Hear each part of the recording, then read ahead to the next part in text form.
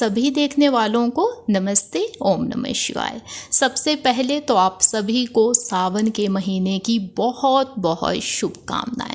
सावन के पूजनीय महीने का आगमन हो चुका है, जिसका हम सभी के जीवन में विशेष महत्व है। तो इसी शुभ मौके पे आपके लिए मैं बहुत ही खास वीडियो लेके आई हूँ, जिसमें मैं आपको सावन के पूजनीय महीने के सभी नियम बताने वाली हूँ। यदि आपने उपवास लिया है तो क्या खाना है, क्या नहीं, क्या हम सावन के उपवास में मीठा ही खाएं या नमकीन खाने का विधान भी आता है, क्या सच में सावन के महीने में हमें दूध नहीं पीना चाहिए, क्या हम खटाई वाले फल या सब्जियां नहीं खा सकते। ऐसे बहुत से सवालों के जवाब आज की वीडियो में आपको मिलने वाले हैं। मैं इतना बता दूं कि इस छोटी सी वीडियो में मैंने आपको बहुत से नियम, बहुत से विधि विधान बताने की कोशिश की है, तो अंत तक देखिएगा ताकि सभी चीजें आप अच्छे से जान सके। आइए चलते हैं अब सब कुछ जानने। सबसे पहले मैं आपको सावन के महीने के उपवास के नियम बता देती हूँ। तो जिस दिन आप सावन का उपवास लेते हैं, जिसमें मैक्सिमम लोग जो है वो सोमवार यानी कि मंडे का ही उपवास लेते हैं, उस दिन आपको सुबह जल्दी उठना है। साफ सफाई का विशेष ध्यान दें। आप अपने पूजा स्थल पे भी पूजा के लिए बैठ सकते हैं, कहीं शिवालय है वहाँ भी जा सकते हैं। तो सबसे पहला जो नियम आता है वो ये ही है कि यदि आपके पास शिवलिंग है या आप शिवालय जाए तो शिवलिंग पे आपको पंचामृत चढ़ाना चाहिए, बहुत शुभ उसे मानते हैं।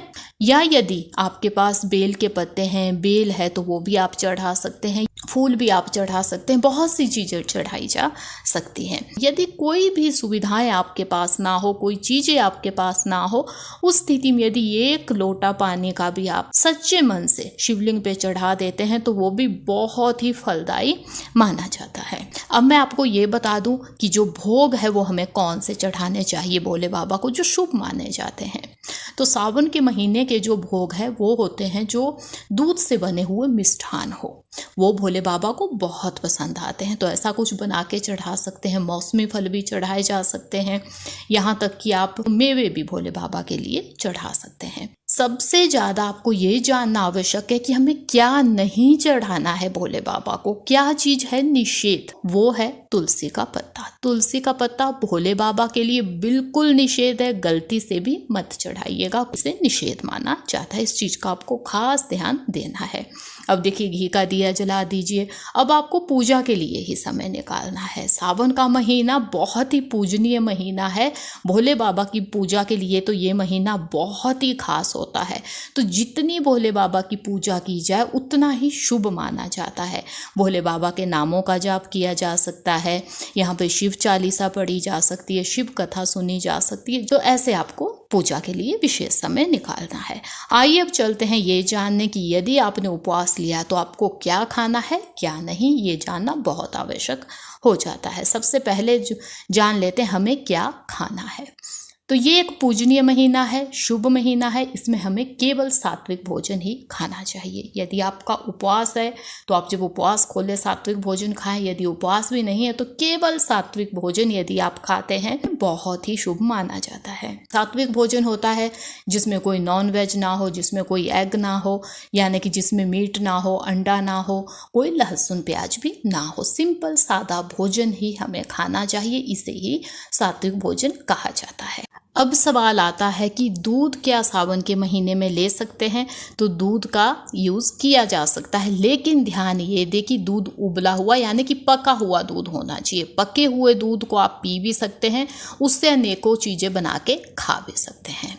इसके साथ साथ ही जो मिठास वाले फल है, जैसे केला है, सेब है, आजकल के मौसमी फल है ये सब, तो इनका इस्तेमाल किया जा सकता है। मिठास वाले सभी फलों का सेवन सावन के महीने में शुभ माना गया है। इसके साथ ही आप जो मेवे होते हैं, जिसमें काजू, बादाम, मिठास वाले जितने भी मेवे हैं, वो सभी का इस्तेमाल सावन के महीने में शुभ कहा गया है। इसके साथ साथ ही घिया का इस्तेमाल किया जा सकता है। घिया से आप अनेकों मिष्ठान बना सकते हैं, हलवा भी घिया का बनता है, मिठाइयाँ भी बनती है, जो सेहत के लिए भी सही होती है, उपवास में खाने के लिए भी शुभ मानी गई है। बिल्कुल ऐसे ही जो कद्दू होता है, जिसे कई जगह पे पेठा कहते हैं, इंग्लिश में पंपकिन कहा जाता है, इससे भी आप अनेकों चीज़ें बना सकते हैं। इसके भी हलवा भी बनता है, मिठाइयाँ भी बनती है। इसके साथ साथ आलू का इस्तेमाल सबसे ज़्यादा उपवास में होता है। तो आलू से भी आप अनेकों चीज़ें बना के उपवास में खा सकते हैं।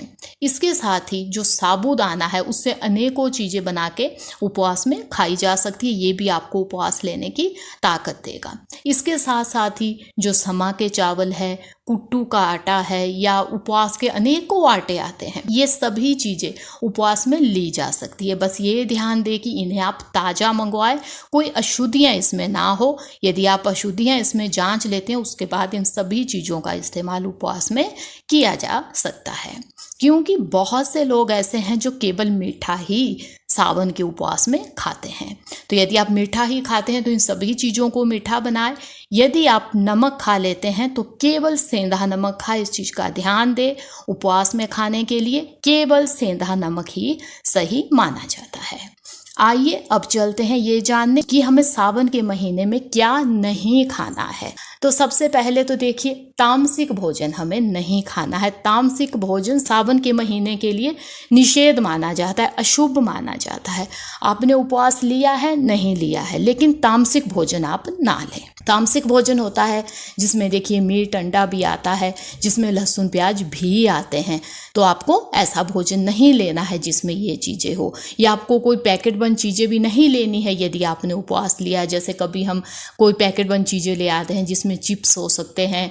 यहाँ तक कि मैं ये भी बता दूं कि कुछ मेवे भी ऐसे होते हैं जो कोट किए होते हैं, जैसे जो काजू है, बादाम है, कभी पहले से तले हुए होते हैं। वो चीज़ें भी हमें नहीं लेनी है, क्योंकि वो पहले से किस चीज़ में तली है हमें नहीं पता है, कौन सा तेल यूज़ किया है, कितनी शुद्धता का उसमें ध्यान दिया है।